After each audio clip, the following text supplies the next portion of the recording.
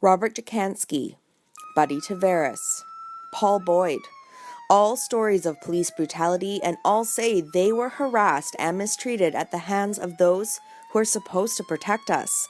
Now, one Okanagan detachment is coming under fire as allegedly being corrupt, and one Osoyoos family says they were so terrorized by the local RCMP, they had to leave town. So, fear retaliation from the RCMP, from this other character. I fear what's around the corner. We live in fear. Yeah. We have no one to call. According to the Laybournes, what started as a residential dispute quickly saw one local resident with ties to the RCMP begin to stalk them. And our surveillance cameras catch him repeatedly. It's driving past our house. Constantly. Yeah, not just once a day.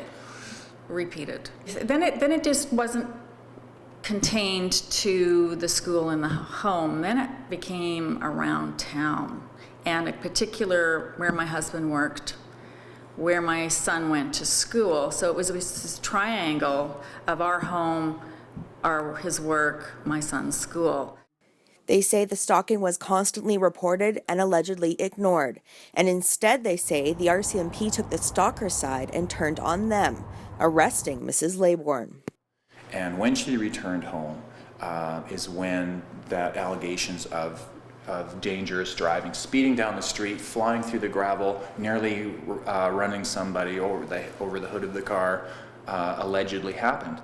She was then put in the back of a police car and taken to the detachment for processing, all based on what the cops said was just a dangerous driving ticket. I was told that I had to give them my glasses. And I said, I can't see without my glasses. And Roach said, you don't need glasses where you're going.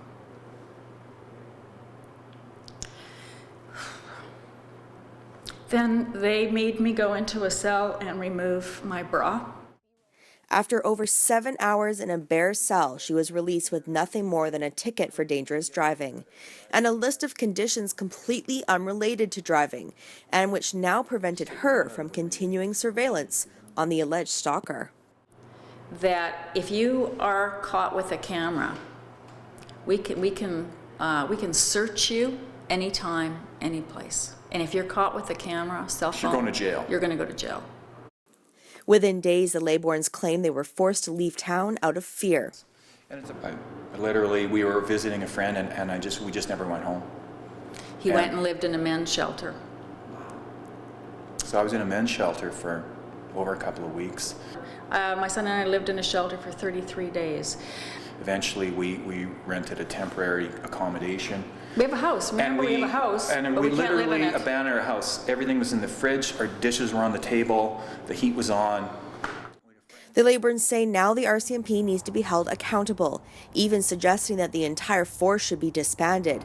They say there is nowhere safe to go. And it's perverse.